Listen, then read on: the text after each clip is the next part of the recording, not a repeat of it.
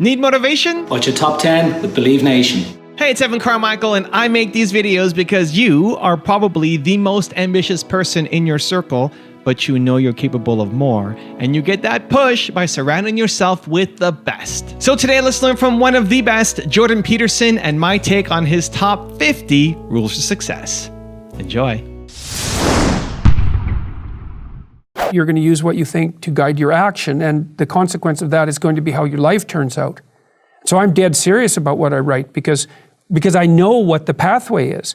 It's like you don't communicate in a false manner, because if you do, you will warp the structure that guides your actions, and you will absolutely 100% suffer for that. I mean, one of the things I've learned as a clinical psychologist is that I've never seen anyone, it's really a terrifying thing, I've never seen anyone get away with anything, ever.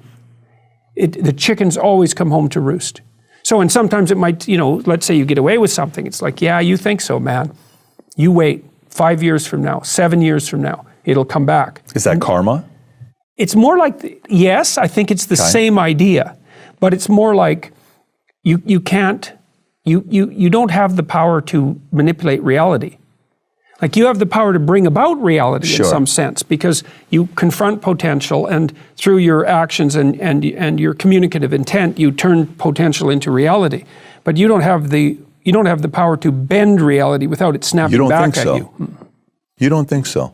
So you don't think visionaries and influencers have the ability to bend reality? No, I don't think they bend it. I think that they I mean, you can bring new things into being, but you can't get away with a falsehood. No, you can definitely bring new things into being. You can't get away with a falsehood. Yes, that's it. Okay, makes sense. And you can't get away with weak thinking either, because, any more than you can get away with improper action. It just doesn't work. So you're contending, it's why, one of the themes in my writing is the danger of falsehood. And at every level, it's like, well, if you tell the truth to the degree that you can, or at least don't lie, I think that's rule 8, then you have reality on your side. You got to decide, man, you want reality on your side, or do you want reality against you? Now, I wouldn't recommend the whole reality against you thing, because you're not going to win. You're going to get flattened. And so I'm very careful with what I say, and I'm very careful with what I write.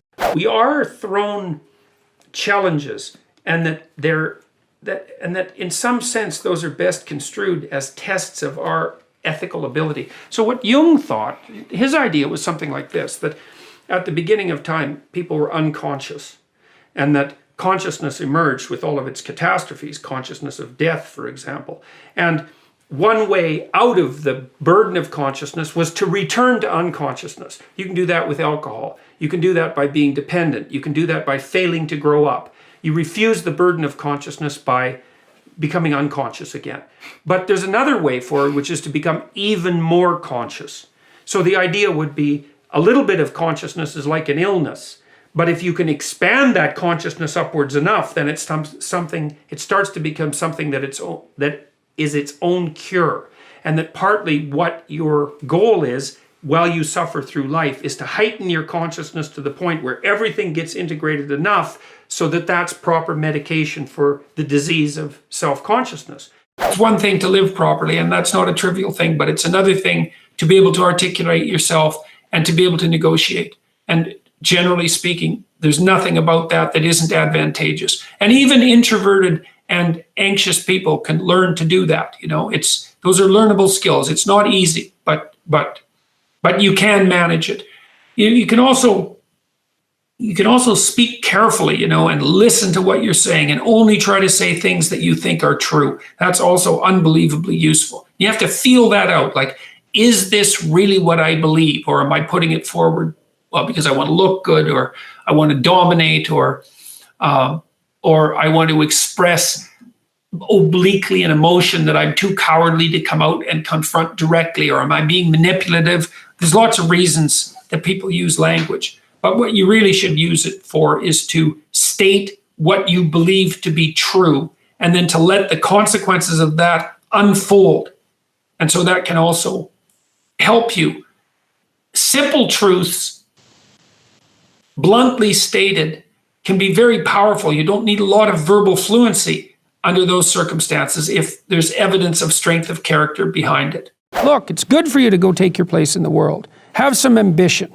Have a vision. Have a goal. Have a strategy. Try to be a good person. Not because it's your duty precisely, because that's the proper way to live. We're in danger of undermining all of that.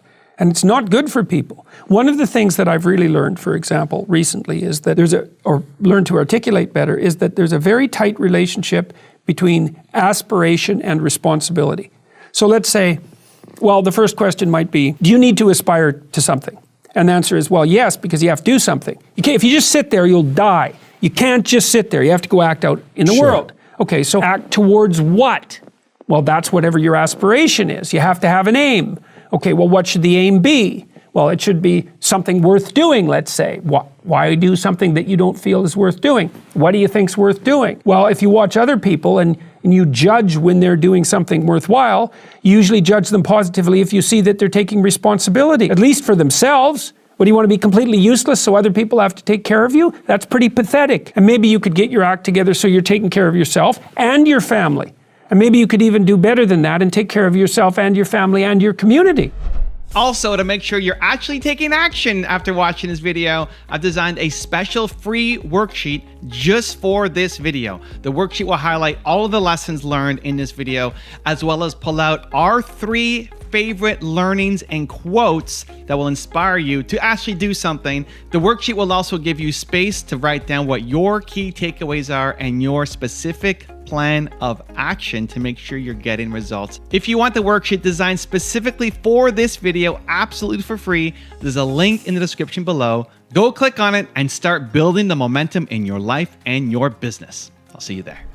There's lots of ways of defying the crowd, let's say. I mean, you could live your life the way that you want to live it. That's a matter of action. And they say actions speak louder than words. And one of the best things you could possibly be is an inspirational example. So that's not nothing. That's something. Live properly in your defiance of the crowd, right? Make your own course. Allow yourself to be guided by your own genuine principles. You don't necessarily have to advertise that, which is in some sense what you're doing when you're debating, because you're taking the manner in which you act, like if you're an integrated person and you're articulating that. But maybe you can't do that because you don't have the verbal skills. Well, then the question would be, maybe you should develop some more verbal skills. I don't know this for sure, Dave, but generally it's useful. How do you do that? Doesn't hurt to read. Really doesn't hurt to write. A little bit of writing every day clarifies your thinking. You need a value hierarchy.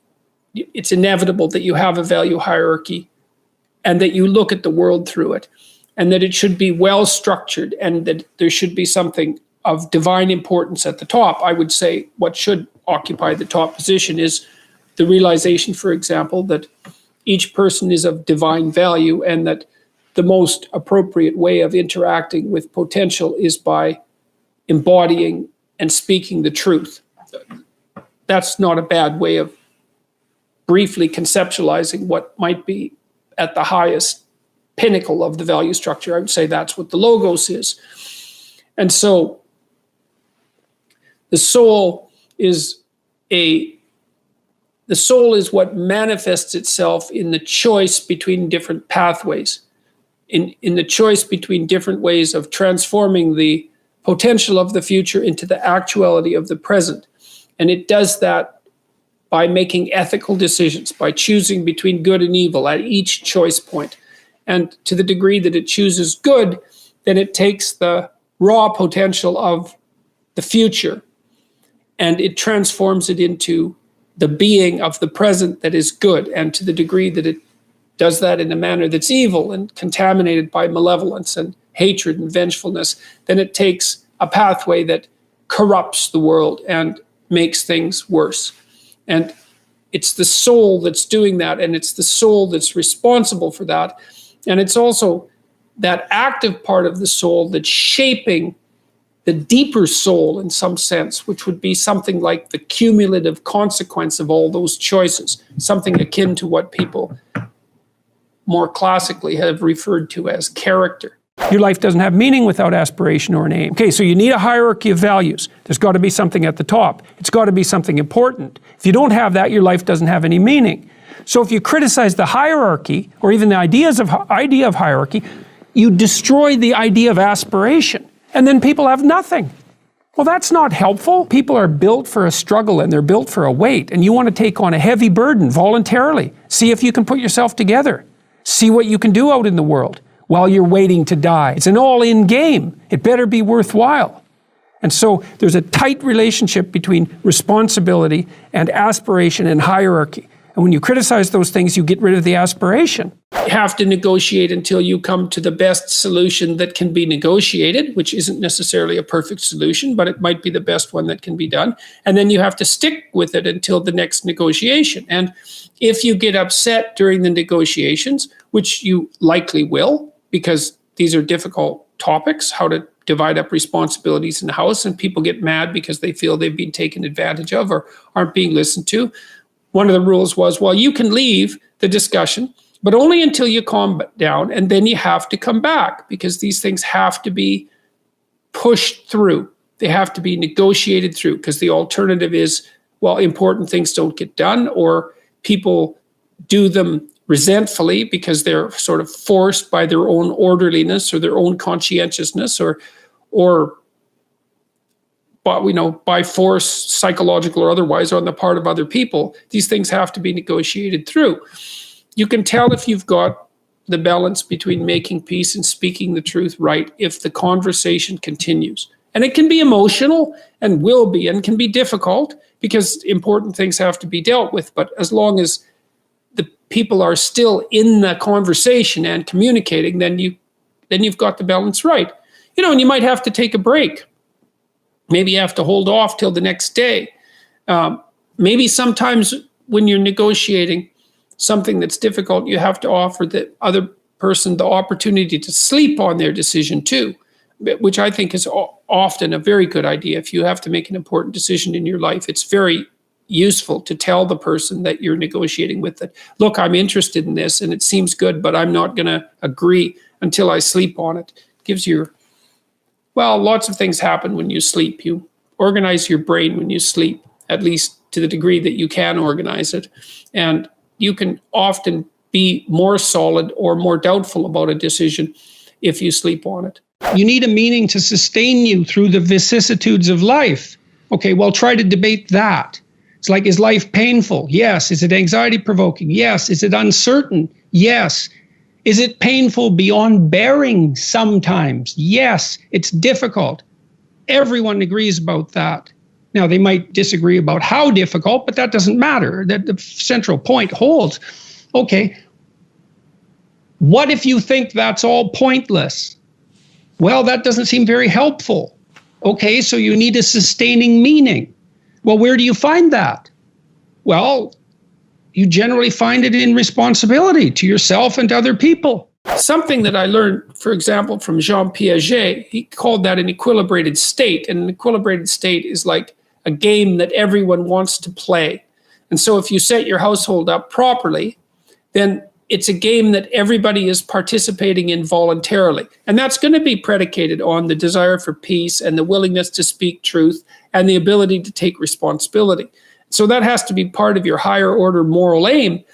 And then when you're having a difficult discussion with someone, the discussion is going to be affected by that higher order moral aim. It's not going to be contaminated to the same degree by your desire to inflict pain and attain victory and, crush your opponent and punish them for their previous sins and indicate your disappointment in things they've done over the years and all of that. It's hard to say what the soul means metaphysically because, say beyond the confines of a single human being, we do have this sense that the soul can expand itself into something that's greater than it has been. It has this capacity for growth. And we do have this sense that the soul can expand itself to the point where it's enlightened, for lack of a better word, that it's working as efficiently as possible to transform everything that's unnecessarily painful and malevolent about the world into what's positive and good. And that it does that as a consequence of confronting the world with courage and truth. And I think that's right. And I do think that means that the soul participates in something eternal, which is the attempt of being itself to transform what's unnecessarily painful and malevolent into what's good. And that human beings actually do participate in that, and that's part of the reason that our ancient tradition insists that we're made in the image of God. And I think that it's a mistake to underestimate the importance of that, because I don't think that you can live a life of sufficient profundity to protect yourself from being corrupted by suffering and malevolence without adopting a responsibility that's commensurate with that set of ideas. I think that you either orient yourself upward, to the star above the horizon, and try desperately to improve the structure of being, or you work at counter purposes to it and make things worse. I don't think there's a middle ground. In fact, to the degree there is a middle ground, it tilts towards the negative, because people who try to occupy the middle ground generally try to accrue the benefit, let's say, without adopting any of the risk. And that's not acceptable, not helpful.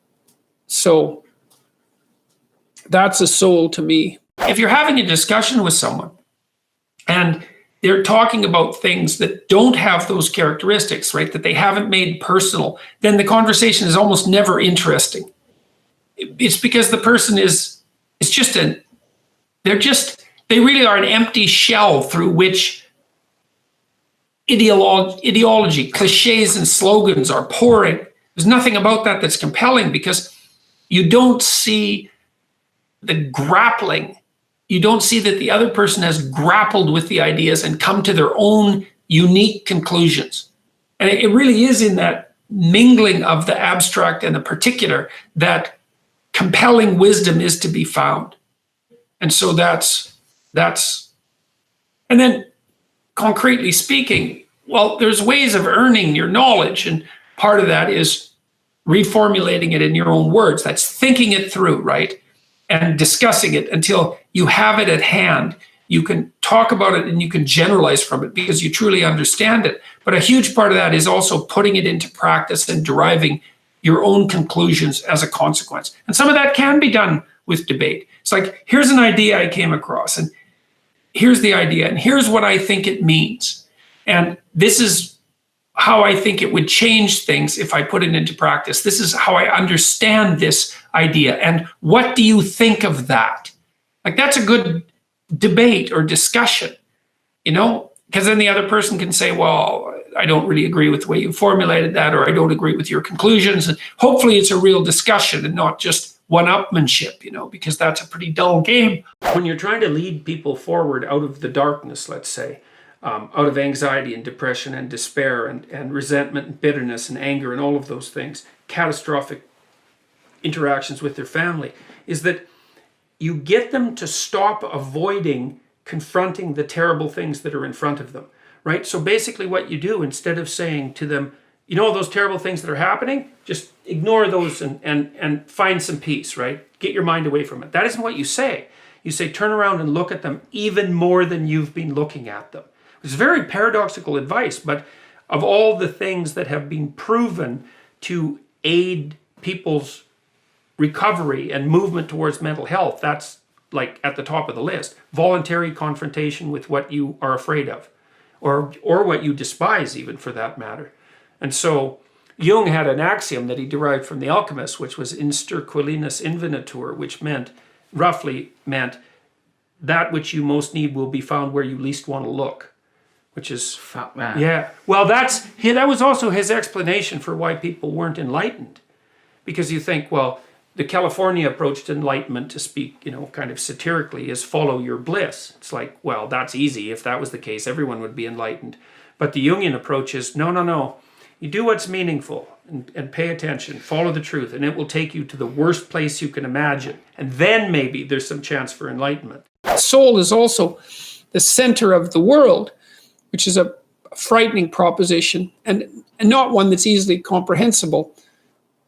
Solzhenitsyn's work in the Gulag Archipelago is particularly enlightening in this regard, because he insisted that it was a preconception of our Judeo-Christian heritage that each person was a center of the cosmos. And you can think of that as a center of consciousness, right? A center from which being itself is not only reflected, but also generated. And it was Solzhenitsyn's belief, and Dostoevsky's as well, and I think Jung would have been in accordance with this, and Nietzsche as well, for that matter, that in some manner that we don't fathom, because we don't understand the structure of the world very well, the outcome of the world is dependent on our choices, and equally on all of our choices. And I don't understand. I know that to be true, or feel that to be true. It's part of the doctrine that each person is of intrinsic and equal worth. Part of that doctrine is that each person has intrinsic and equal responsibility, and that we're each capable of generating a fair bit of hell around us and for other people, but also capable of generating a tremendous amount of good, and that the fate of the world as it careens through eternity is actually a consequence of the ethical decisions of each of us. It's a terrifying idea. It's no wonder people flee from it into hedonism, let's say, and ideology, because it's very frightening possibility that the choices that you make day to day or fail to make have this profound and lasting effect on the structure of reality. But I don't really see any way out of that conclusion. Compare yourself to who you were yesterday, not to who someone else is today. And the reason I wrote that was because I had this client, I'm a clinical psychologist, and I've spent 20 hours a week for 25 years listening to people tell me about their lives, and those people were people who were just barely hanging on to the bottom of the world, up to people who were so successful you can hardly believe it, like the entire gamut of people. And that's been absolutely fascinating. It's like being a clinical psychologist, if you really listen, is like being immersed in a Dostoevsky novel all the time, because it's amazing what people will tell you if you listen to them. People are so interesting if you actually listen to them, because they're so peculiar. They're like penguins or rhinoceroses or ostriches. They're unlikely creatures. And anyways, with regards to comparing yourself to who you were yesterday and not to who someone else is today, this old client of mine, he was about 85 when he came to see me, and he was a financier and a kind of a mathematical genius. He made these little pendants out of a mathematical symbol for the most beautiful mathematical equation that was ever written. He made them out of gold, and he would hand those out. And he had studied psychology as a young man, and he introduced me to this concept that I didn't know about, called the Pareto distribution, which, see, I'd been taught as a psychologist that most human characteristics were normally distributed, right? So most people were average and some people were extreme. That's a Pareto or a normal distribution. Intelligence is like that, and height, there's more people of average height than very tall or very short, and weight is like that. And lots of things are normally distributed, and psychologists tend to assume that everything is, but it isn't. Creative products are distributed in a Pareto distribution, and that's a whole different thing. And it's really important to know this. It's another fundamental fact, the knowledge of which can sort of transform the way you conceptualize, let's say, the political landscape. So here's an example of the Pareto distribution. There's a rule of thumb that if you run a company, that 20% of your employees do 80% of the work, or that 20% of your customers are responsible for 80% of your sales, or that 20% of them are responsible for 80% of the customer service calls. Same thing, but that's not exactly the rule. The rule is worse than that. The rule is, in a given domain, the square root of the number of people operating in that domain do half the productive work. So you think, well, you have 10 employees, 3 of them do half the work. It's like, yeah, okay. What if you have 100 employees? Then 10 of them do half the work. What if you have 1,000 employees? Well, then it's 30. And if it's 10,000 employees, then it's 100. And this actually turns out to be a rather ironclad rule. It applies across very, very many situations. It applies, for example, to the mass of stars and the size of cities.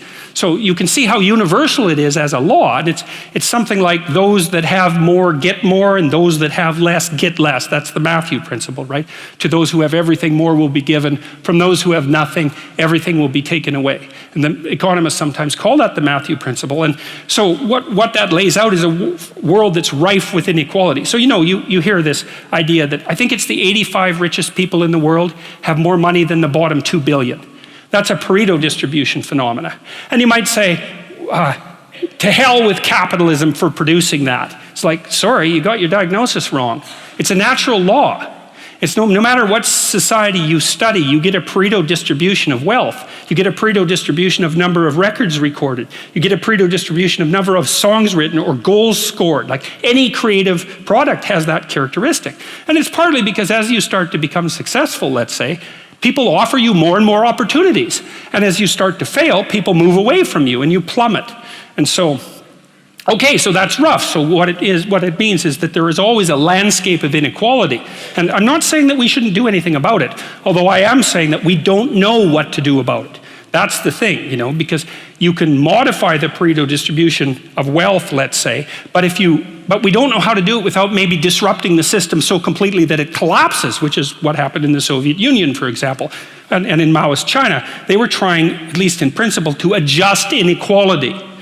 But the cure was far worse than the disease. And the truth of the matter is we actually don't know technically how much inequality there has to be to generate wealth. We can guess, and you could say, well, there should be less, and you might say, well, there should be more. If you're left-wing, you'd say less, and if you're right-wing, you'd say, well, we'll just let the inequality flourish. But we do know that it's inevitable, and we also know that we don't know how to regulate it. So, there is inequality. What that means is there's always going to be people around that are better at something than you are.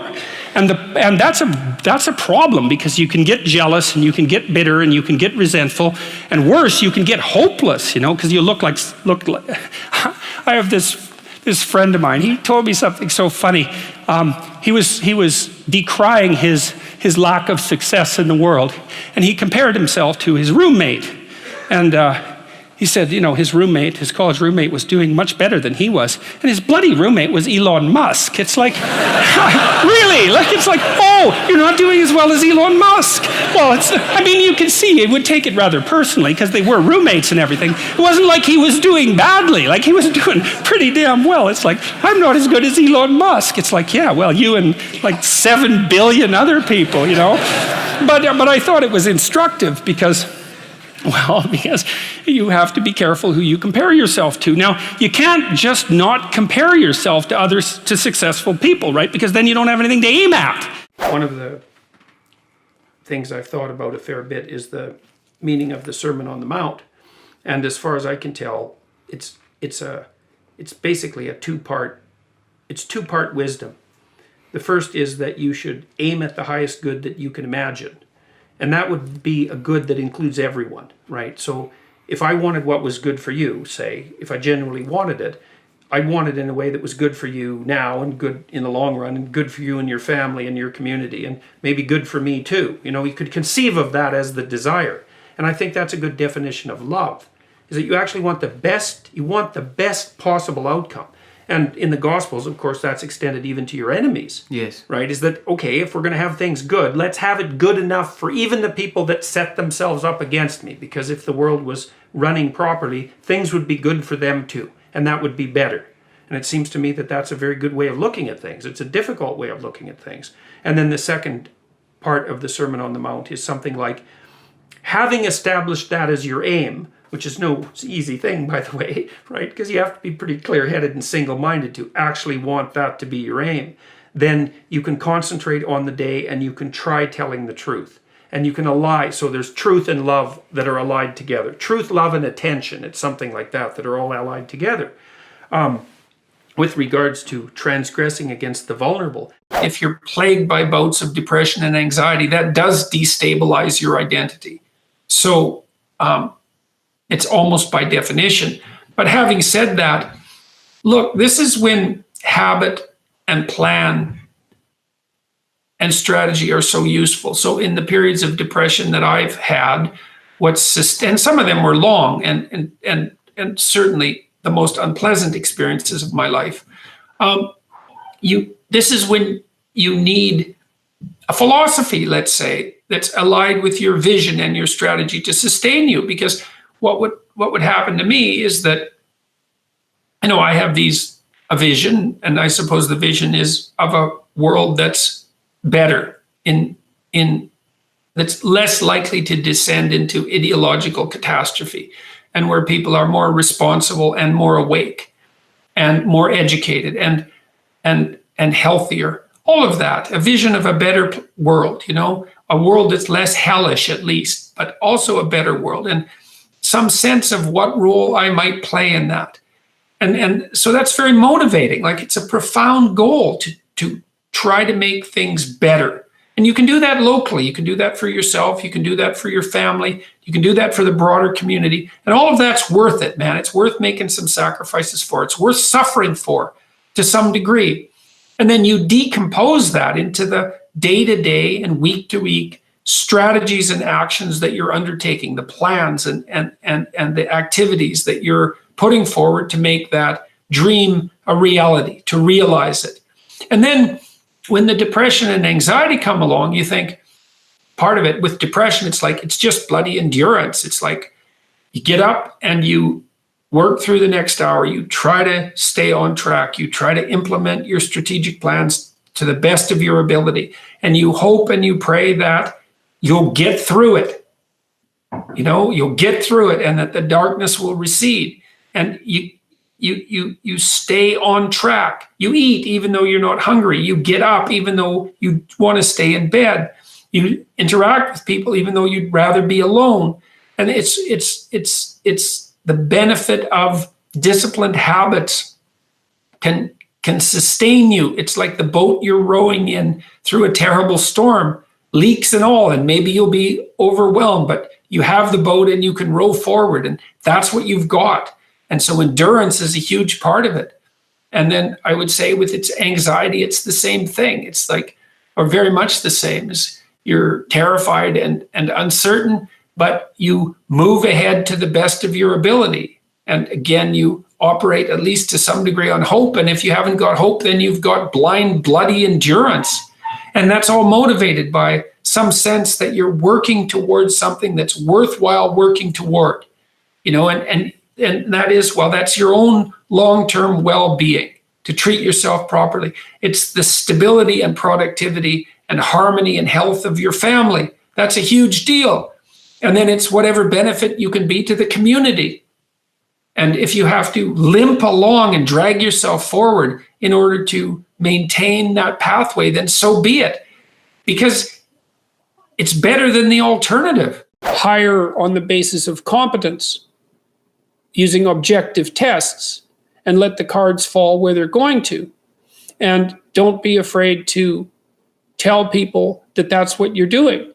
Watch your HR department carefully and make sure that they're not pushing diversity, inclusivity, and equity initiatives, that they're not requiring people to take implicit association tests that hypothetically reveal their unconscious bias, that they're not doing seminars on systemic racism and prejudice, and then they're not making the assumption that unequal outcomes, let's say in terms of hiring in the STEM fields or in terms of employment in the STEM fields, which by the way are radically overestimated unless you gerrymander what constitutes the definition of a STEM discipline.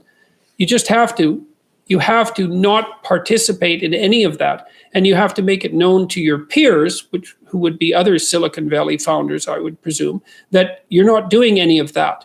You need an ideal because you have nothing to aim at, but an ideal is a judge, and you always fall short of the ideal. So how the hell can you have the benefits of having an ideal without having the crushing blow that goes along with having the judge that always regards you as insufficient. So I was trying to work that out in the chapter.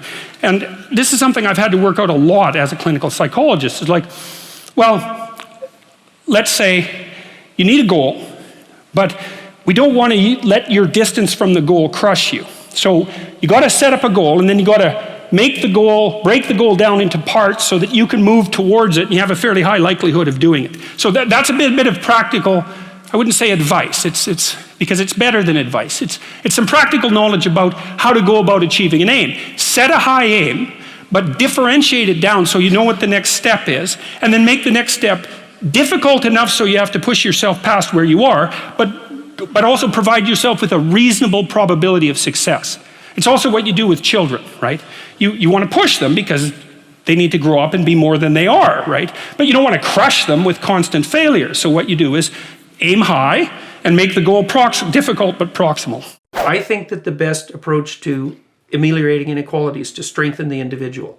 I mean, and that's what I've concentrated on doing. Like, we have this program, the self-authoring suite, and there's a component of that helps people write an autobiography, and another component that helps them write an analysis of their personality, and another component that helps them write out a plan for the future.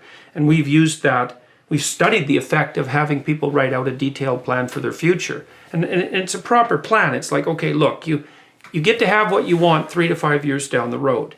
You get to have the friends you want, you get to have the family you want, you get to have the career you want, the education, you get to take care of yourself properly, you get to withstand the temptations of drug and alcohol abuse and other sorts of impulsive pleasures. You get to make productive and meaningful use of your time. Okay, what does that look like for you?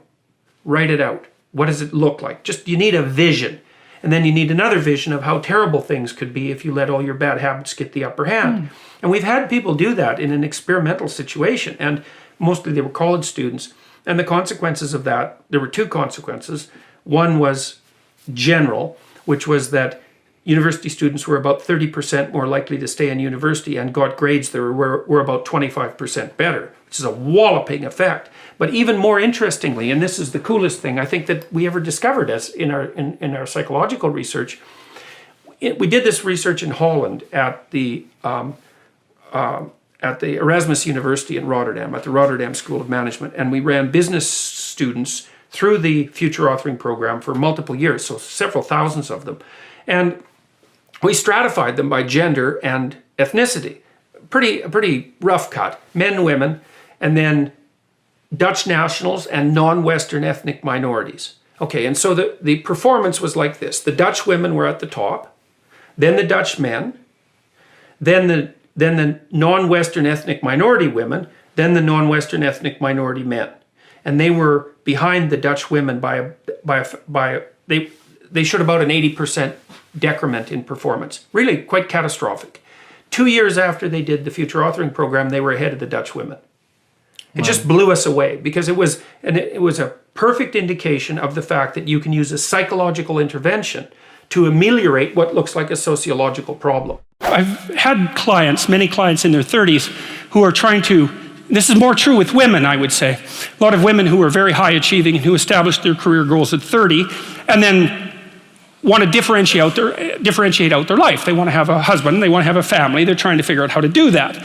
And one of the things I've noticed that around 30, you really have to stop comparing yourself in some ways to other people.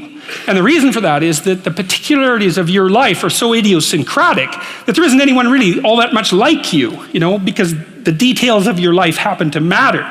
And so maybe you compare yourself to some rock star or something like that, and the person's rich and famous and glamorous and all that, but they're alcoholic and they use too much cocaine and they've had 3 divorces, and it's like, how the hell do you make sense out of that? Is that someone that you should judge yourself harshly against or not? The answer is you don't know, because you don't know all the details of their lives. And who do you know that you can compare yourself to? That's easy. You. Yesterday. So here's a good goal. It's something like, well, aim high. And I really mean that. It's like, and we'll talk about that a little bit too. Aim high, but use as your control yourself. It's like, so your goal is to make today some tiny increment better than yesterday. And you can use better, you can define better yourself. This doesn't have to be some imposition of external morality. You know where you're weak and insufficient, where you could improve. You think, okay, well, this is what I'm like yesterday. If I did this little thing, things would be just an increment better.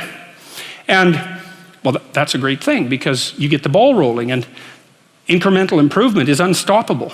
You can actually implement it, and it starts to generate Pareto distribution-like consequences. It starts to compound. And I've seen that happen in people's lives over and over. Well, people write me all the time and tell me that they're doing that, but I've seen that happen in people's lives continually. They make a goal that, and the goal should be, how could I conceive of my life so that if I had that life, it would clearly be worth living, so I wouldn't have to be bitter, resentful, deceitful, arrogant, and vengeful. You act out the things that you would do when you're normal, even when you're depressed. You don't want to see people. Well, it doesn't matter. You go see them because it's better than not seeing them. And you find when you do see them that it's better, it'll go better than you think, but you can't isolate yourself. And you're anxious, and so you want to avoid. You don't want to go out. You'd rather stay home and sit in the chair and just sit there and like in a frozen position. It's like you can't do that. You have to go out and go grocery shopping and go out and have coffee and all of those things. It doesn't matter whether you enjoy them. It matters that you do them because that's what you do. That's what you do in order to maintain your health. Don't recommend any changes that you wouldn't suffer for if they failed. How's that? And that's the problem with large-scale political action. It's like, well, here's how we should change things. It's like, well, they changed them. It's, well, it fails. It doesn't bother me. It doesn't hurt me. I'm not involved in it. It's like, you should be careful when you try to change things to make sure you suffer for your own stupidity. Of course. Head down endurance. And that'll get you through bad times, that endurance. It's such an underrepresented virtue, that ability to trudge forward unhappily under a unfairly burdensome load is a testament to character if you can. And it's something that should be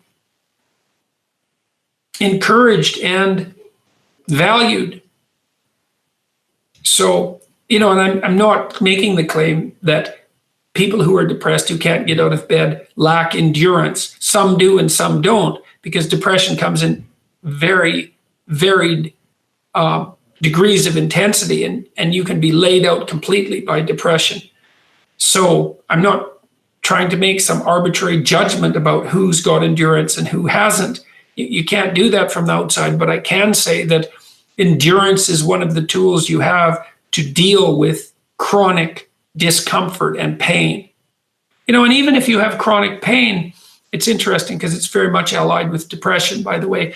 All of the research on chronic pain, back pain, for example, indicates, and chronic pain of all sorts, is that the more you allow your pain to render you inactive, the worse the outcome, including exacerbation of the pain. And depression is a pain disorder. And so that's very much worth thinking about too. It's like, move forward, move forward, move forward.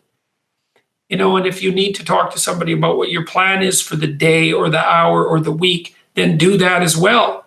And perhaps you also have to help get the people around you to help a bit. I need a little bit of help getting up in the morning. I need to have breakfast made for me so that all I do when I get up in my terrible state of fog and confusion and terrible anxiety and depression is I have a shower, because that's what happens first. And then the next thing is I eat. And then that's better. At least you're out of bed and moving, and that's a start, So, and then you endure and hope, and that's how it is. And you do the same thing when someone in your family is sick or when you're facing a death. All of that. It's like one bloody foot in front of the other up the hill. You can ask yourself that question: what would make this worthwhile? I quote Nietzsche, I think in that chapter, he said, "He who has a why can bear almost any how." That's a lovely line, man. I mean, it's a lovely line. And it's really worth thinking about. So you think, well, how do I manage all this misery and suffering and futility? It's like, well, I need to figure out what I would have to do in order to make that clearly worthwhile. And so then you have your goal, and then you think, well, I need to move towards that incrementally because I'm kind of useless and can only do so much, and maybe not even that. But all I have to do is be a little bit better than my my miserable self yesterday. And that'll propel you forward very rapidly. And you can succeed at it, which is also really lovely, because why not set yourself up for success? Because otherwise you'll droop around like a number 10 lobster. And, that's just not good. You get all pinchy when that happens, and it's not a good thing. We discovered that we could let go of something we value in the present, and we would gain something we value even more in the future. We acted that out dramatically in all sorts of strange ways over thousands and thousands of years before it was formalizable psychologically. But it's a massive discovery. I can forego gratification in a particular way and benefit in the future. So I can share the proceeds of my hunt, and I store up future food in the form of reputation and the favors I'm owed now by other people. It's a massive discovery. One of the things I've learned, if you have a dispute with someone and it needs to be settled, and maybe they need to change more than you, and that's not always the case, because sometimes the settling requires change on your part. But let's say that they have to be defeated in some sense in comparison to you. You don't want to defeat them any more than necessary. It's like you don't knock your opponent to the ground and then jump up and down on them 3 or 4 times in triumph. You pin them and then let them up. Minimal necessary force, because any more than that just produces a counter reaction. And I guess the other thing is my motivation when I'm engaged, let's say, in these discussions, is that I'm not trying to win the argument. I'm not trying to win. I'm trying to say what I think as clearly as I can. And there might be an element, one of the consequences of that might be what appears to be a victory, but the right victory is the victory for your ability to articulate what you believe. And that's what I'm trying to do. And so that's another reason to stay composed. Is like, well, okay, this person has just thrown a curveball at me. It's like, all right, so, well, I could be thinking, well, I don't want to be undermined by that, and I don't want to make a fool of myself, and I don't want to be put on the spot. And of course, all of those things are true. But mostly what I'm thinking about is, okay, well, now I've got that question.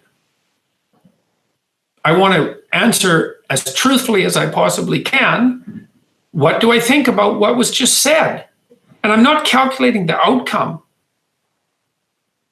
I'm assuming this is a mark of faith, right? This is the faith that people have talked about being something that has to be manifested necessarily. We've been talking about this since the dawn of time. What's the faith? The faith is that if you say what you believe to be true, then whatever happens is the best thing that could have happened. And I believe that. So that's what, and I really believe it. Partly because I believe that if you're deceitful, which is the opposite of that, or manipulative, or malicious, or malevolent, but maybe primarily manipulative, then what you're acting out is your belief that deceit will bring victory. And I just don't believe that at all. I think it's a preposterous claim. And so if deceit won't bring victory, then truth is what brings victory, if there is such a thing as truth. And there's certainly such a thing as deceit. So there must be such a thing as truth. And some of it's just curiosity too. It's like, well, I'm going to say what I think and see what happens. And that's an adventure. That's the adventure of your life, really. And you don't want to miss that, because that's what you've got in your life, is for it to be an adventure. It's not an easy road, it's a stormy sea. And what you have is the adventure of contending with God in the waves. That's what you have. And the way you do that is with truth. And then that sort of takes you out of the immediacy of the conflict, the conflict with whoever it is that you're talking to. You're trying to ally yourself with something that's deeper and more profound and more lasting. Do what is meaningful, not what is expedient.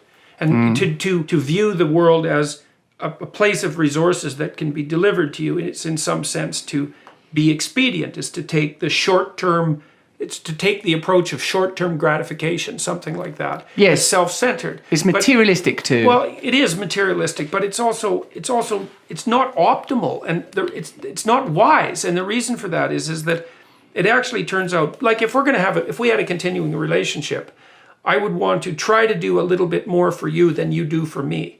And I could do that even purely selfishly, say, because if I did a little bit more for you than you did for me, you would want to keep interacting with me. And I'll tell you, man, if you want to have a good relationship with someone, that's one thing you don't do.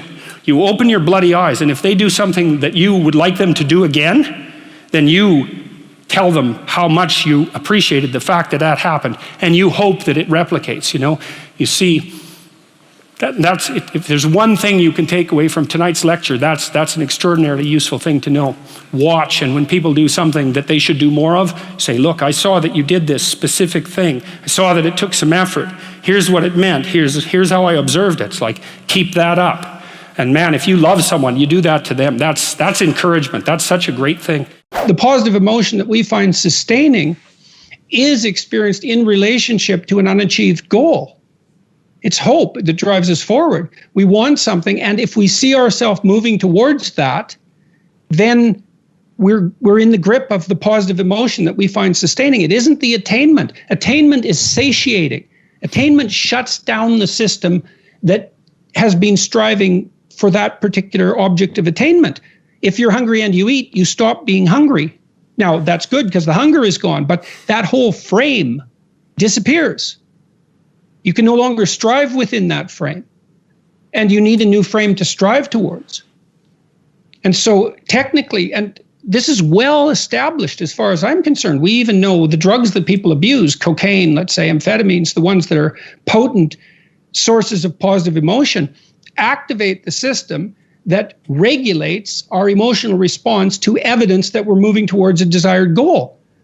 So cocaine, for example, is an exhilarating drug. It makes you feel that things are worthwhile because it hijacks the system that does indicate that things are worthwhile. So this is deeply, this striving aspect is deeply rooted in our biology for obvious reasons. A lot of people don't read because they're afraid of books. The books aren't their friend. So you might want to get a few books and kind of make them your friend. You can start with simpler books, you know, like fiction. There's lots of good fiction written for adolescents and children. It's pretty straightforward. You can start there. If you're interested in philosophy, there's lots of simple guides like The Idiot's Guide to different topics, or a beginner's guide. I read those things all the time when I'm first investigating a new topic. You know, I start with the introductory material. And I make time for reading, and that was encouraged in my family. Like, I always read before I went to sleep. I read, and I still do that. Somewhat less so because I've become so distracted by social media. But you set aside a bit of time every day to read. And for me, it was always just before I went to bed. I'd go to bed, turn on the light, and read when I was a kid, for hours. And if you do something every day, you do a lot of it. And so I would say, well, if you want to read, if you want to make yourself educated, just put aside 20 minutes a day to read, or 10, you know, some small amount of time that you could actually steal, not 2 hours, because good luck, man. It's very unlikely you'll manage that. But 20 minutes a day, you know, that's 2 hours a week. That's 700 hours a year. You know, that's, even if you're a slow reader, that's a good number of books. And so you make it a habitual part of your life, and you decide that it's going to be something that you value. You investigate carefully what resistances you might have to that idea, because you might think, well, that's pseudo-intellectual, or there's something more productive I could be doing, or I'm intimidated by books, or I hate books because I wasn't good at reading when I was a kid and was humiliated because of it, or, you know, you've got something against intellectuals, or God, there might all sorts of resistances to picking up a book. then you could listen to audiobooks. That's a good way around that. By hook or by crook, man. So you value it, you make it a regular part of your life, you practice doing it. And you need a higher goal too. Is like, well, why should you read? Well, it's so that you're more informed and you can think better. Well, why should you be more informed and think better? Because you won't walk blindly into so many pits. You'll be able to negotiate better in your life because you'll be more informed and more verbally fluent, and you'll have a better sense of how the world works, and you'll be able to hold your own in conversations, and that'll make you more confident. Those are all unbelievably good reasons. To be highly literate is an incredibly massive advantage, practical advantage, and it shouldn't be underestimated. I already knew that I was a pretty decent monster by the time I had kids, and I thought, well, my kid's little, like a baby or 2-year-olds, like I'm a horrible monster, and so there's an uneven power problem here. I better not let that child do anything that really makes me angry. Now and then you hear about something horrible that happens. When I was in Boston years ago, I read about a woman who'd plunged her 2-year-old daughter's arms into boiling water. You think, well, how in the world can that happen? It's like, well, she's probably hungover. She probably just lost her job. She's probably desperate in 6 different ways. She probably didn't have any decent disciplinary strategies for children. She probably didn't have anyone helping her. She was bitter and resentful and angry, and the child misbehaved at exactly the wrong moment. And you're going to be around your children a lot, and so you might want to have it so that they don't misbehave at exactly the wrong moment. Because all hell can break loose if they can, and I didn't want that to happen. And I knew that it was easy for people to hate their children, even though they mouth the words that they love them all the time. I saw very little evidence of that in many situations. And so one of the things, you have a natural affinity for children, and even maybe a more powerful natural affinity for your own children. So that's a good start. But you don't want to set them up as an enemy against you. You don't want to allow them to engage in the kind of hierarchical challenge that makes you irritable and resentful. That's not a good idea. And if the things they do make you dislike them, the probability that they will make other people dislike them is extraordinarily high. And so you can consult your own irritability. And you can say, look, kid, I used to tell my kids this, when they were 3 or 4, I'd say, look, I'm not in a very good mood, and I'm likely to be unreasonable, so it'd be best if you'd go in your room and play for a while. It's like, I like you, man, you're a great kid, but get the hell out of here for a while, and they were fine with that. We'd trained them already at that point to be able to go play by themselves in their room, which is something a kid should be able to do anyways, but you need to know what sort of monster you are if you're going to be a good parent. And if you think, oh, I'm not a monster, it's like, oh, yes, you are. You're just an unbelievably unconscious monster, and that's actually the worst kind. So, and then the other thing about that chapter is there's an idea in it, and it's an idea that I think is well supported by the relevant literature, which is that your fundamental job as a parent, especially of a child from 0 to 4, is to make that child eminently desirable socially. So you're a successful parent if, when your child is 4, all sorts of other children want to play with him or her. That's really that's like if you want one marker of whether or not you've been successful, that's it. Now, some children are a lot harder to get along with than others, and some children have a harder time playing. And so I'm not saying that every parent who has a child that isn't popular at 4 is at fault for that. I'm not saying that. I'm saying the reverse, which is you can be sure that you've been successful if your child is not popular exactly, but desirable as a playmate.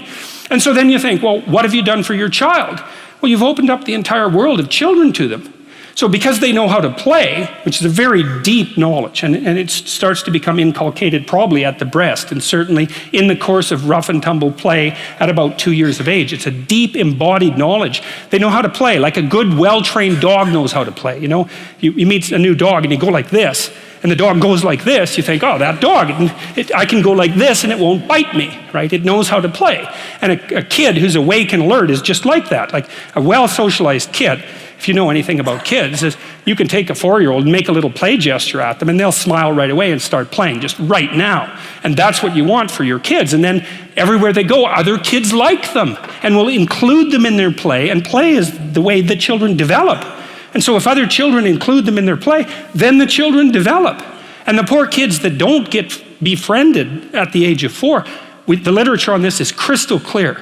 If your child is an outcast at the age of 4, the probability that anything can be done about that is almost zero, no matter what you do. And I hate to be so blunt about that, but I know the literature, and that's what the literature suggests. There's a part of the brain called the hypothalamus, and it's very, very, very old. We share it with virtually every animal that has a nervous system. It sits above the spinal cord. It's extremely old, evolutionarily speaking, and half of it governs fundamental motivations. So it governs hunger, for example. So if you're hungry, you posit the existence of something that will satiate your appetite, a peanut butter sandwich, and then you're happy when you're moving towards the kitchen. And then maybe you get thirsty, and the hypothalamus does that. And then maybe you need to use the washroom, and maybe you're too hot. And that the hypothalamus pops up these little motivational frames, and then emotions modulate your movement towards the goal that's established by these fundamental motivations. But that's only half the hypothalamus. The other half is the origin of the dopaminergic system that mediates exploratory striving and positive emotion. And so the way our brains are set up, way below the neocortex, way older than that, the default position is if you're satiated in all the important dimensions, then you're curious and explore. Well, why? Well, because you might find new resources that could be used to satiate those fundamental motivations in the future. So that heroic drive into the unknown is unbelievably archaic. And then it's regulated by fear and pain. So you go into the unknown, well, you don't want to die. So if you get damaged, you experience pain, and you want to avoid pain, so you experience anxiety. These are very fundamental systems, and they are reflected in our narratives. That's essentially, as far as I can tell, why the dragon hoards treasure everywhere. The dragon is an amalgam of predatory stimuli and fire, which is a destructive force, but also very useful. So dragon is something like predatory destructive entity. And you might say, well, is that real? It's like, well, yeah, but it's a meta-category. It's like there are lions and raptors and lizards, let's say, 60 million years ago when we were still in trees. The idea that there's a meta-predator is a great idea. A meta-predator is what all predators share in common. That's a dragon. Well, what should you do with a dragon? Well, avoid it. That's one answer. Another answer is burn it out of its lair so that it doesn't have baby dragons. An even more sophisticated answer is, well, confront it. You can feed your family with the body of a dragon. It's treasure. There's a higher order moral principle that needs to be brought into the situation. And you sort of described that right at the beginning of the question, because you said, well, partly what you do when you move from an addicted state, from a psychological perspective, is move from a viewpoint of the gratification of immediate desire and maybe the accumulation of things as a marker of success, to the notion that, no, you actually have a higher purpose, and that higher purpose might involve being of service. That could be of service to yourself, which means you wouldn't be addicted anymore, because that's not a good way of being of service to yourself, but of service to yourself and the broader community, however you might define that. That's a higher order purpose, and it can integrate your motivations at a level that doesn't leave you at the whim of impulse. That's the purpose of a higher order motivation. You do what you can to make the things around you better. You better, your family better, and then whatever you can manage in your community. If you're interested in the drug addicted and the mentally ill, there are you could volunteer. You could talk to those people and listen, because then you'd find out what the hell their problems are. And then you'd have some sense about how they might be helped. But that's a hard thing. There's no helping from above. Drug addiction and its combination with mental illness, unbelievably complicated problems. There's no simple solutions. So, and it isn't even necessarily obvious that the people that you see who are homeless and drug addicted and mentally ill don't want to be helped, is that sometimes they have problems that are so absolutely overwhelming that they can't be helped in any real sense. Like if they're unmedicated schizophrenic, for example, with a drug problem, that's just a nightmarish, it's a nightmare of insane complexity, because schizophrenia is very, very difficult to deal with, even with medication, because the medication that helps people who are schizophrenic also tends to depress their positive emotion and decrease their motivation. So the medications are generally helpful, and the proper treatment guidelines, if you're schizophrenic, generally are stay with your medication, because despite the negative consequences of the medication, which aren't trivial, the consequences of not taking it are worse, and that's a real Hobson's choice, right? It's a bit of hell in both directions. But if you really want to know, I would say go have some contact with those people and listen to them and learn what the problems are. And maybe you could start seeing what might be helpful. It's a really complicated problem. And it's different than the problem of helping people who don't want to be helped, because you have to figure out who it is that doesn't want to be helped first. And you don't want to assume that just because someone's homeless that they don't want to be helped. I mean, that doesn't mean that it's easy to figure out how to help them. It's not easy. It's helping people is a very difficult business, and it's a very dangerous business too, because you get tangled up in ways that you wouldn't expect, and that can be an occupational hazard, let's put it that way.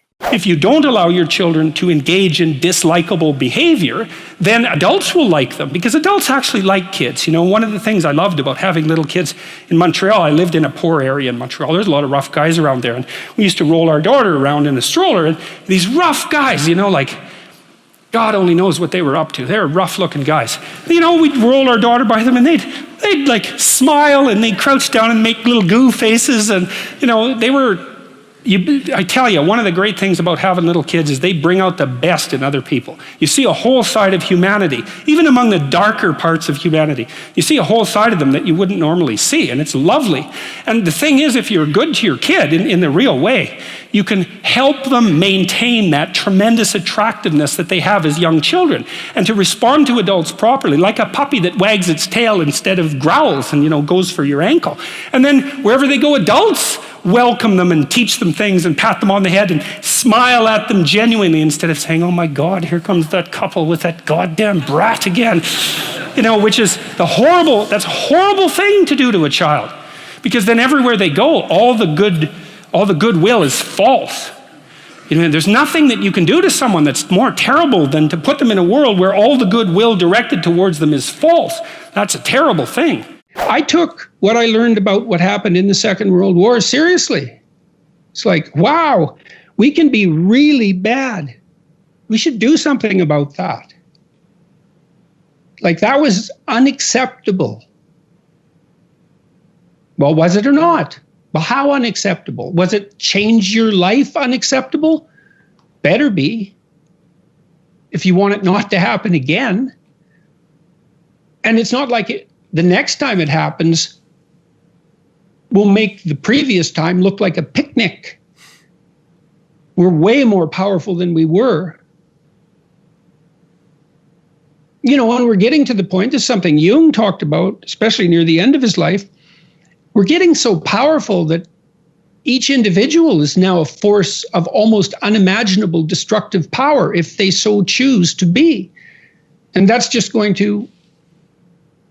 that power is going to continue to increase. And what that means is that the degree to which each of us has our act together is going to be something upon which the world increasingly depends for its maintenance. How do I stop ruminating? These thoughts are recurring and relate to every and any embarrassing moment I have ever had during my lifetime. I'm a 76-year-old woman. Well, here's something you could try. Write down everything that you're ruminating about.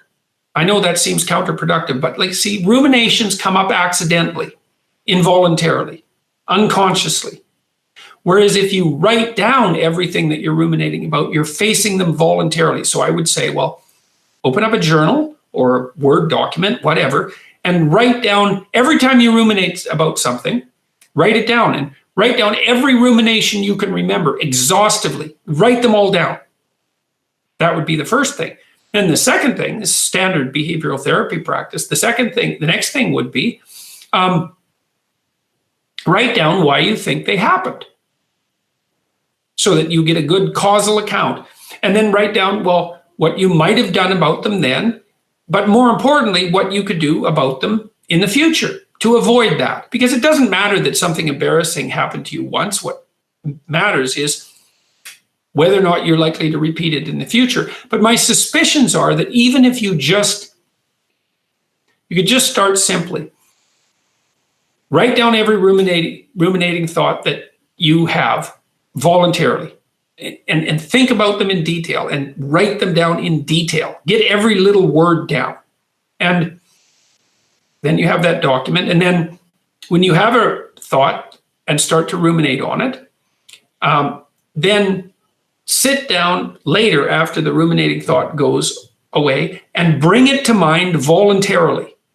So every time you have a thought you don't want to have, later practice having that thought on purpose.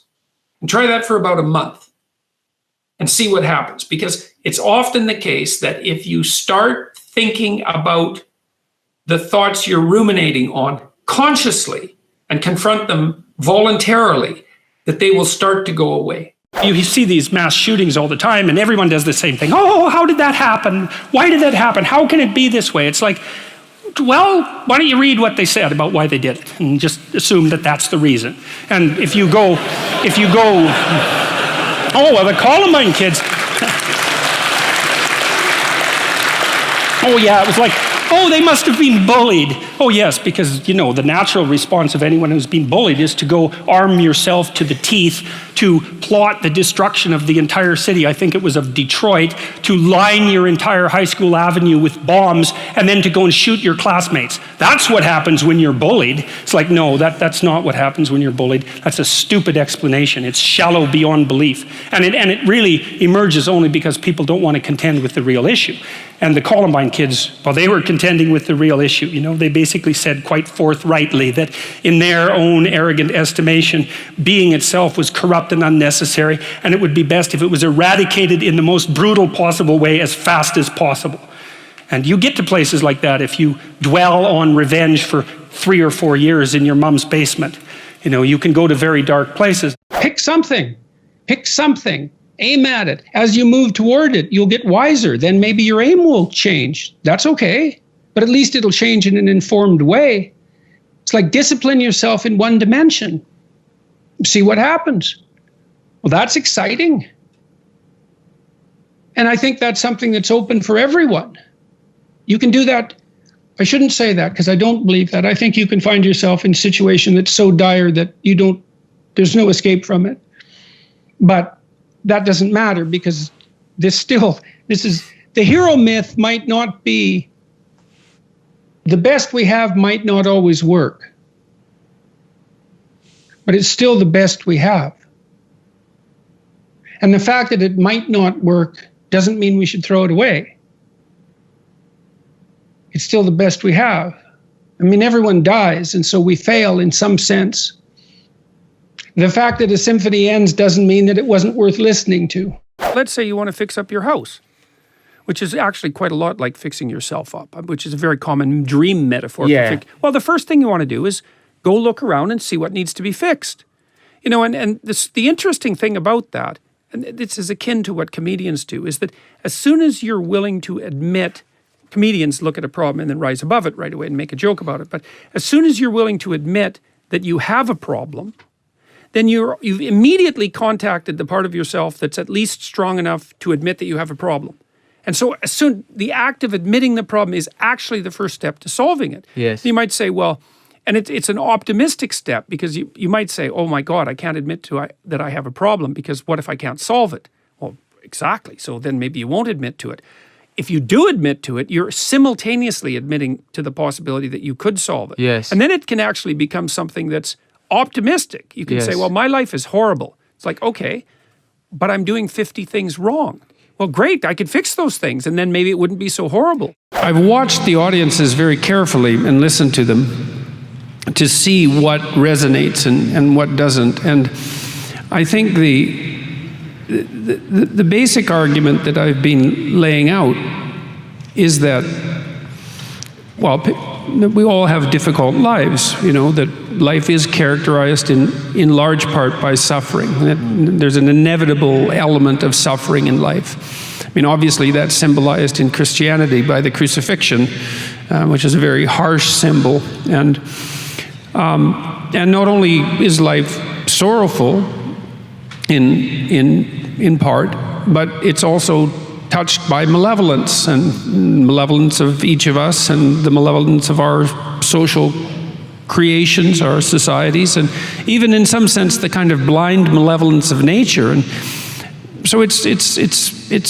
a demanding occupation to exist as a human being, and you need something to sustain yourself through that.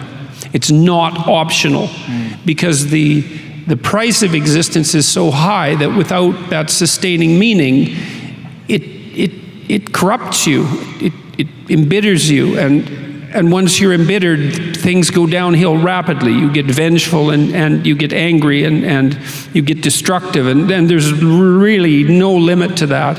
And I've been suggesting to people that the sustaining meaning that they can find in their life isn't to be found through happiness, let's say, because happiness doesn't work when you're not happy, when things have gone badly for you, for even for accidental reasons.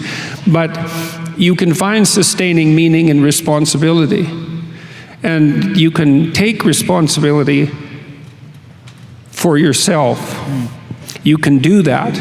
And if you take responsibility for yourself, you treat yourself as if you're someone that's worthy of care and discipline. And that has nothing to do with being soft on yourself or the pursuit of pleasure, any of those things. You can take responsibility for yourself, and that works. And then if you do that properly, you can take responsibility for your family. And then if you do that properly, you can take responsibility for your community, and you can continue to burden yourself voluntarily, let's say, with a greater and greater range of existential challenges. And all that does is make more and more and more of you. And that works as an antidote to the catastrophe of life. What's the best method to retain what you read and to be able to use it in conversation? Oh, well,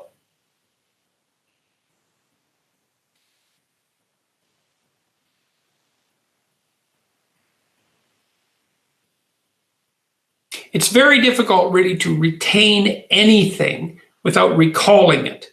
So look, if you encounter something and then you encounter it again, you can usually recognize that you've encountered it before. That's recognition memory. So it's an important form of memory. It's the memory that's associated with familiarity, but it's not the same as being able to use something exactly. It's a rather shallow form of memory, even though it's necessary. In order to be able to use something, you have to recall it. And this is also a very useful hint for studying. Like if you're studying and you have to remember, what you want to do is study, and then you want to write down what you just learned. So you read a paragraph, you close the book, and you write down what you remember. Or you read a chapter and you close the book and you write down what you remembered. Or at least you sit there and you try to remember, because the way you remember is by practicing remembering. Okay, so if you're reading and you want to use it in conversation, then you have to think about what you read. You have to put it in your own words. It's often helpful to close the book and write it down, or to associate it with some problem that you're currently trying to solve. You have to take the knowledge and make it your own. And then that alters the structure through which you look at the world, and that changes the way that you think, so that when you have a conversation the next time, that you're going to have the conversation in a different way.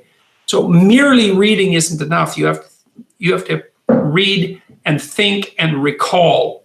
And it's the act of recalling that produces the remembering, and it's that act of remembering that puts that material at hand for you. That's why humility is always stressed in great religious traditions. Humility is precisely that. It's like you have to look at why you're not so good. You have to, and you know, that has to break down your pride to some degree and your arrogance. It's like, well, that's great, because if you break down your pride and your arrogance, then you're primed to learn and you can solve your problems. So there's nothing in that. It's a bit crushing to begin with, because you might think, oh my God, there's really a lot of things wrong with me. Yes. But at least then you're on the road to fixing them. I just found out I'm having a girl. Congratulations. What can I do to raise her to think for herself and not fall into the modes of thinking proposed by popular culture? Well, you can let her think for herself when she's a kid. You know, what you do is so that she practices doing that. You know, and so that means to consciously encourage as much autonomy as possible. So how do you do that? Well, let's say she's a little kid, she's 3, and she starts to get interested in clothing. So you lay clothing out on the bed and you say, well, you can wear this or you can wear this. You let her make autonomous decisions. You know, and with kids, you don't want to let them choose from an infinite menu. You want to give them a constrained menu. But what you want to do with your daughter is allow her to make as many decisions as she can possibly make as early as possible. You know, and that doesn't mean that children always know what's best for themselves or any nonsense like that. It just means that you're going to encourage her autonomy in every measure that you can manage. And that means you're going to have to be brave and allow her to subject herself to a certain number of risks. So you raise her to think for herself by letting her think for herself. And that can start quite early. I would say when she's a teenager, she's going to fall into the modes of thinking proposed by popular culture, because that's part of being enculturated and socialized. It's virtually inevitable, and it's even somewhat desirable. But what you hope is that you've encouraged the capacity for autonomous thinking to a sufficient degree that it's likely to integrate with that more intense teenage socialization and then reemerge, so you get someone who comes out the other side as an autonomous individual. And that works with boys and girls. So you know, I guess you do what Geppetto did in Pinocchio. Is the first thing you decide is, well, you don't want to raise a puppet. You know, you want to raise an autonomous person. And then you think through, what does it mean to be an autonomous person? What sort of person do you want your child to be? What sort of person do you want to encourage your child to be? And then having established that vision in mind, that's going to guide your choices. But at least you're making the right choices. You don't want someone who's dependent and whiny and cringy and more frightened than they need to be, and martyr-like and vengeful and malicious and manipulative and mendacious, all of those things. You want someone who can make their own judgments. And you can ask kids what they think pretty damn early. Like, you have to be careful and not push them beyond their capacity. But if you know your child, you'll be able to see what level of decision-making they're capable of engaging in. And then you would encourage them to mature as rapidly as they can. You know, and that also means that you have to not allow yourself to fall too in love with the dependent and needy creature that your infant will be to fulfill your own emotional needs. You want to detach and encourage to mature as rapidly and as comprehensively as possible. And that will work.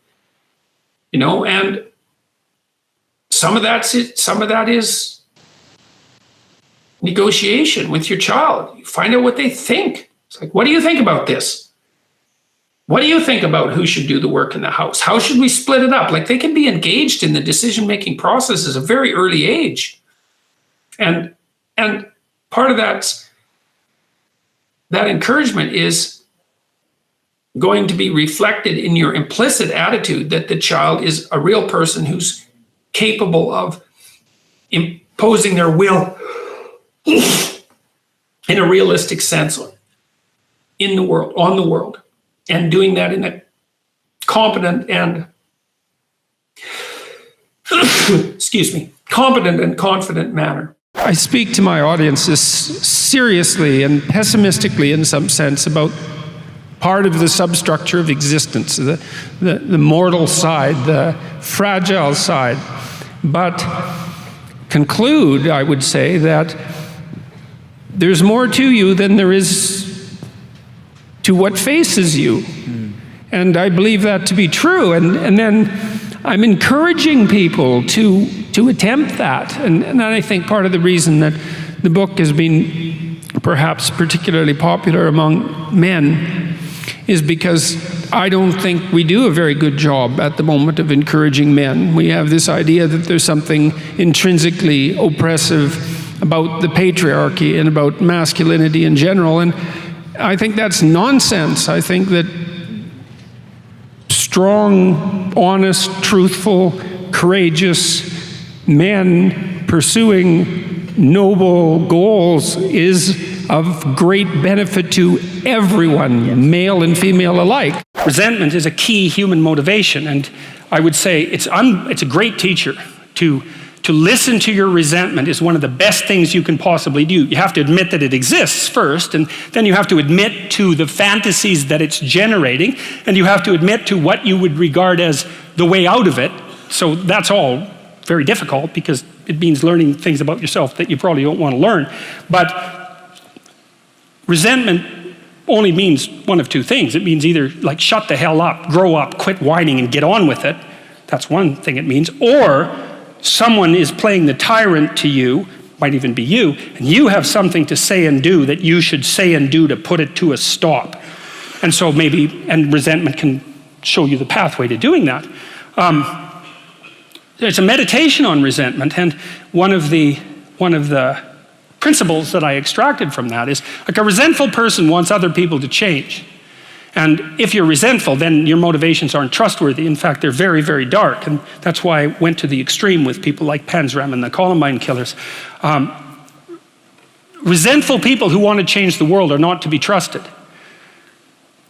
What should you do instead? How do you treat your own resentment? I would say, well, I read this great line in a T.S. Eliot play called The Cocktail Party. And in it, this woman comes up to a psychiatrist. I think this is in this chapter. And she says, I'm having a really rough time of it. I'm suffering badly. My life is not going well. And then she says, I hope that there's something wrong with me. And the psychiatrist says, well, what the hell do you mean by that? And she says, well, here's how I look at it. There's either something wrong with the world, and I'm just in it, and that's how it is. And then, what am I going to do about that? Because it's the whole world. Or maybe I could be fortunate and there's something wrong with me that's causing all this unnecessary suffering. And if I could just set it right. I could learn and I could set it right.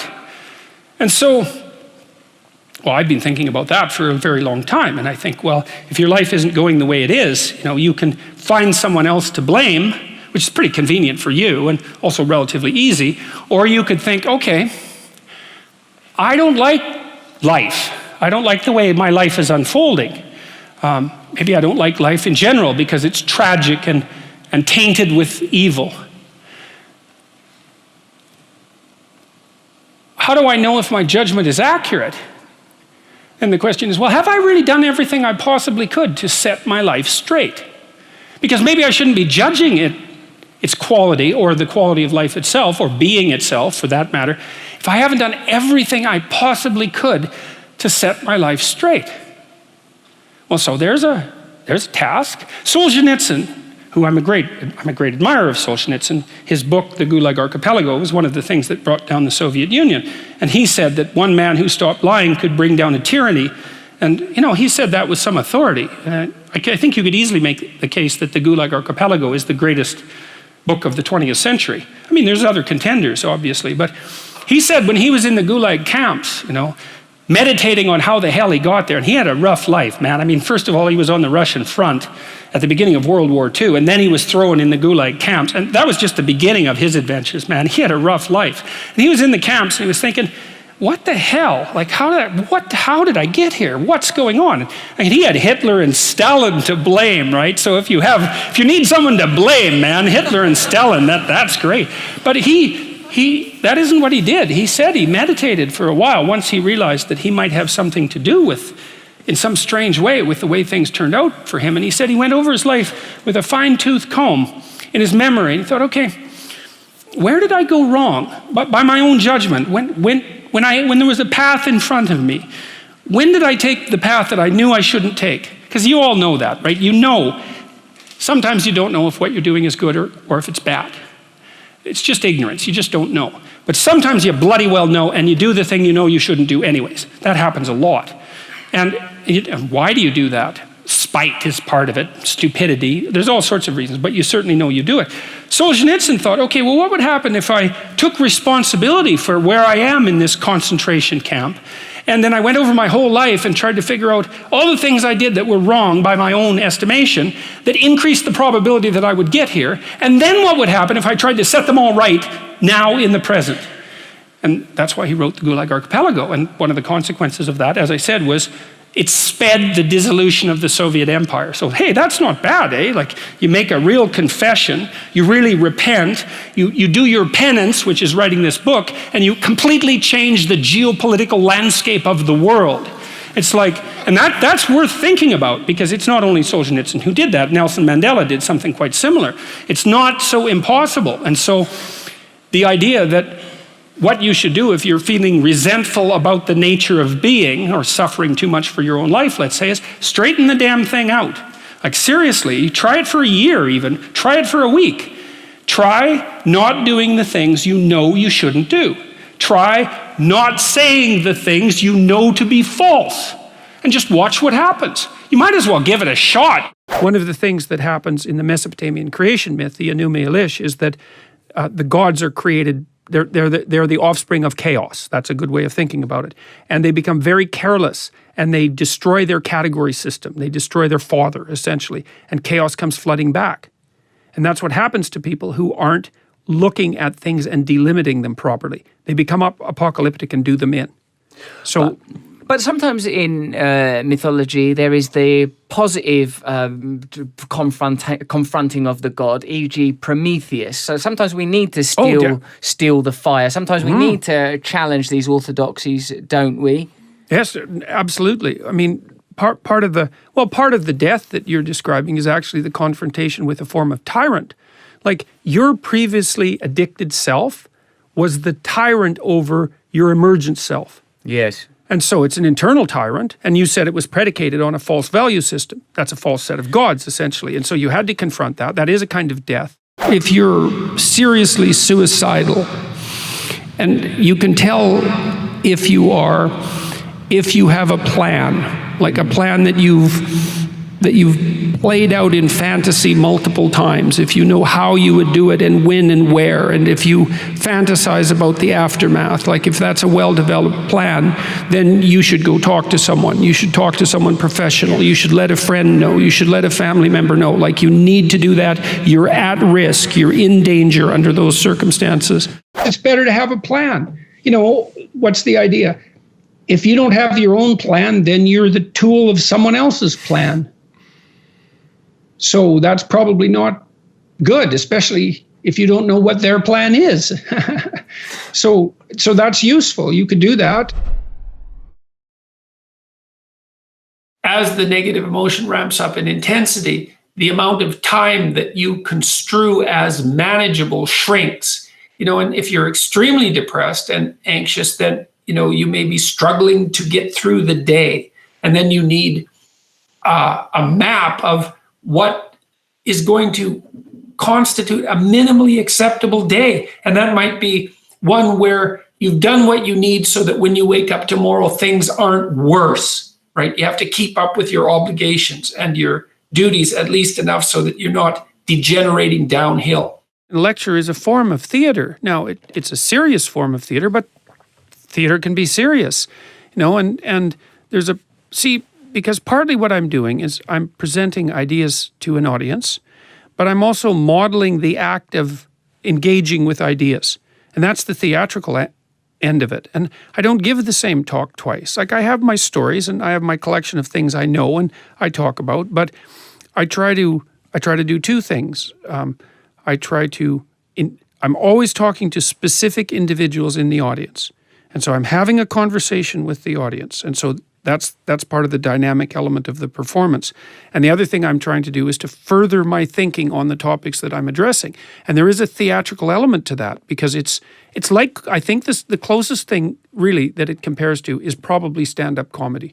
Although I think the routines that comedians have are probably more well and formally practiced than the ones that than the talks that I engage in. I don't really think of it as delivering a lecture to an audience.